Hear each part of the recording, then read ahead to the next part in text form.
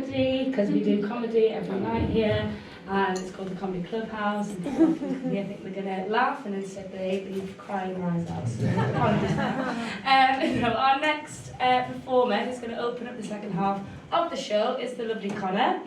He has performed a couple of times before. I absolutely always love his performances. I'm really excited to see what he's going to do tonight. Can we give him a huge round of applause?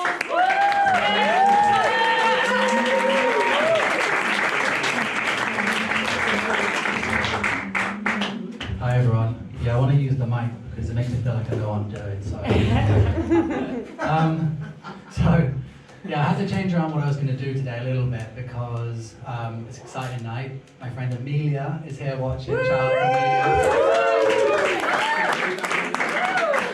So usually I don't invite my friends because I feel like if they don't laugh, I'll have to axe them as friends. And then I'll be losing friends too quickly. But I feel like Amelia is easy to make laugh. And she's loud, so she'll probably make lots of noise. That's good. So after a long couple of months of not finishing any poems, I finally finished a new one, which is very exciting.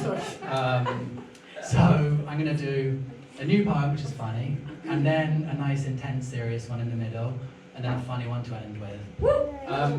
But before I start, I just want to talk about something really weird that keeps happening to me. So sometimes when I'm writing or typing, after feeling excitement from rhyming, something quite frightening happens, and I'm struggling to hold it together. But now I'm stuck in the rhyme, forgetting my lines, running out of time. Please call 999, it's an emergency line. They'll tell you I'm fine, but I'm losing my mind trying to unwind the rhyme and stop wasting time. Call the helpline and report a crime, because the rhyme has hijacked my mind and I'm finding it hard to stop. Just had to introduce my flow, so now I'll get going with the next poem. Yeah!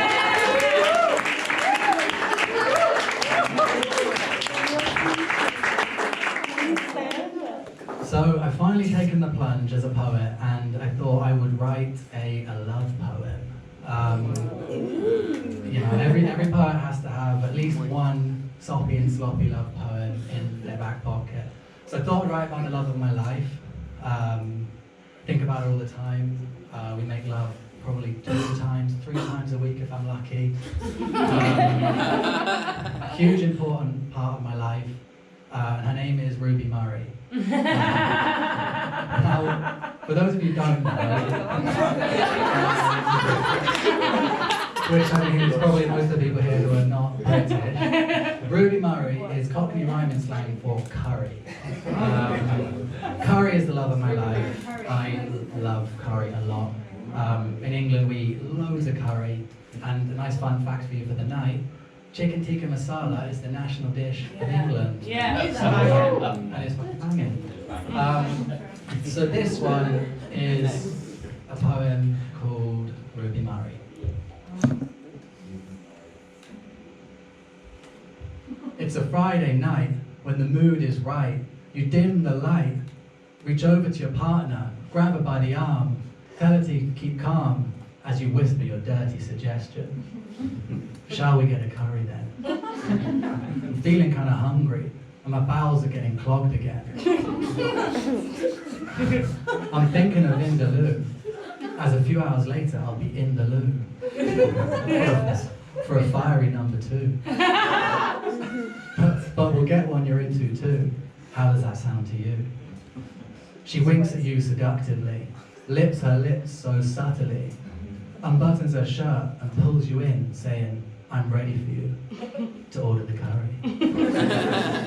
I have a menu in my pocket, please hurry, or they'll close very soon, and I'm worried they'll stop delivering, and I couldn't live with this. My hopes are so high that a fall from this height would kill me. God's bless the Indian nation for all their creations and culinary sensations. It's a trinity of senses. Eat it once, taste it twice, and smell it thrice.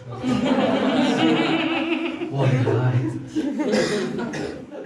So out comes the menu. Your mind is in a frenzy. The list of options are endless. But the stress of what to pick throws some friction in the mix, and tempers begin to rise. We don't need 5 naans and 3 rice. No! Cancel the 6 bhajis and fries, and tell them to hold off on the spice. A vindaloo is not even nice. And just like that, your dreams are shattered into tiny little poppadom fragments. The banquet that you've worked all week to fund is now barely enough to feed just one. And in a few short hours it'll all be gone. And there'll be none left for Saturday brunch, nor late night dinner as you're stumbling in after a few tins with the lads and lasses. But alas, tomorrow's woes are for another prose. Back to the matter at hand. The delivery man arrives in just minutes. You're panicking now to prepare the dishes, matching plates with Mr. and Mrs., a present from one of your sisters. But fuck it, now it's time to get down to business.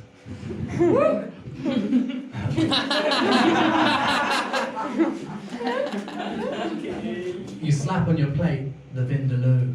It had 5 chilies and a warning on the menu, and you know it's authentic because the restaurant is filled with Indians too.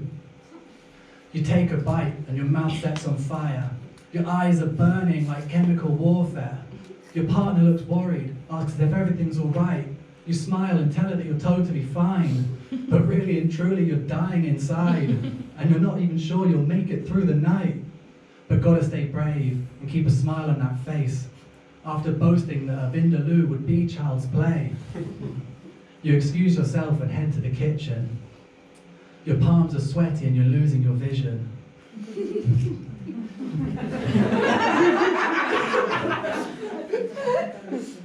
Your legs are like jelly, and you find yourself on the floor, and out comes a warning fart so smelly. But nothing can stop what's coming next. Out of your mouth, molten lava erupts. But there's nothing to stop what's coming after. From the depths of Mordor, a burning fire fires through your bowels, and a new ring is forged. And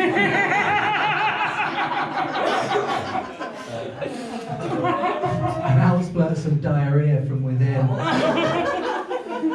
Now you're lying in feces with a pained expression. Your partner walks in after seeing the commotion. She looks at you with a cheeky grin, tells you what a fool you've been. Now you'll spend the week wallowing in shame until next weekend comes and you start all over again.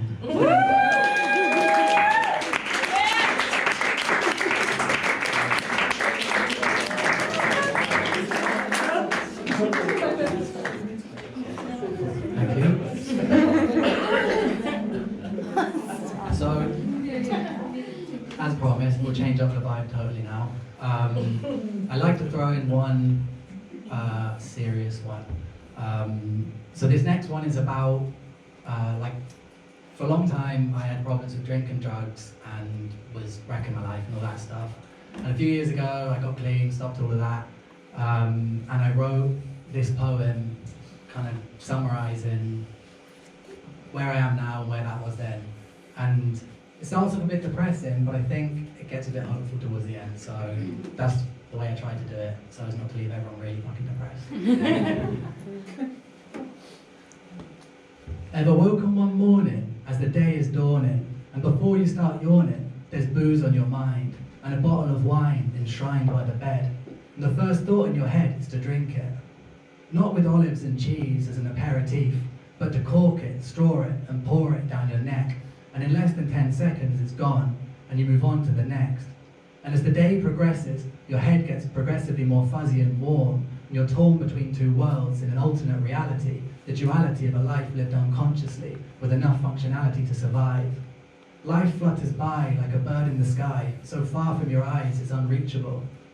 That's the hold that alcohol enacts as it acts to drag your soul into a deep hole, with the rotten remains of your life long forgotten. Now fast forward 5 years, raise your glass for a cheers, because I'm out of that hole, realigning my goals and cleansing the soul. But even with glasses clinking, I can resist the drinking, but I can't stop thinking. I'm on the brink of insanity, this calamity of life, freed from desire, but not from the fire within, the immortal sin. the yearning for more, just one more score, consume till you're raw, then hit the floor like a punch in the jaw from Tyson. There's no rising from that, like a cat sleeping all day, then fiending for attention when awake. There's no redemption or respite from that life. And the drive to get high capitalizes your time, and you're striving to find a new fix to throw in the mix. But it's not important the poison you've chosen. Sex, drugs and sausage rolls, alcohol or rolling a joint, that's the point. We can't escape our fate. We have to make it through the struggle and burst the bubble of illusion, start choosing the life that's right to lead. Then you're freed, but not from desire and greed, but like a seed dropped from the sky by a bird passing by to start a new life and grow from seed to tree with new branches and leaves and hopes and dreams.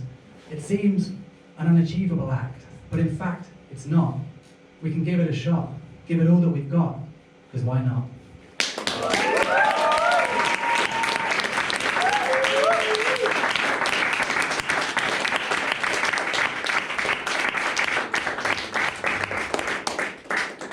Now, I was going to do something different, but I think there's some people, like a fair amount of new people in here that probably won't have heard this, and I wanted Amelia to hear it because I think it's my favourite poem, Mosquito. So this poem is called Angry Mosquito. It's about an angry mosquito. And, yeah. Yeah, this is how it goes. What you saying, fella, with your nasty citronella? It's a hell of a smell, and I don't like it. I'll bite you, just to spite you. I'll smite you. I'll drink your blood. Thug life, I'll juice your wife. Don't need a knife to leave a wound. I'll have you itching your scratch and scratching your itch, you son of a bitch. But don't snitch though. Because I'm an angry mosquito with a venomous flow, straight from the ghetto. I'll make you choke. But you know what's scarier? Malaria. And dengue. Better run and pray when I come out to play, because there's no hiding, no never. You think you're clever with your mosquito terror, but I'm one step ahead of you. I'm in your bed again, plotting my attack while you're on your back resting. Catching some Z's, you're having sweet dreams, I'm under the seams, fiending for that AB positive. It's my prerogative to bother you, so in your ears I'll buzz, cuz, till you've had enough. I'll have you climbing the walls, looking the fool, searching for where I'm perching. I'm smirking. If I had ribs, they'd be hurting from laughing. I'm having a blast and it's past your bedtime, but you can't sleep, not even a wink. Because every time you blink, I'm back for another drink, and I'll drink until you're pink, and I won't relinquish this torture like Chinese water till you're raw and pissed off. Then off I'll go to find a new home and start all over again.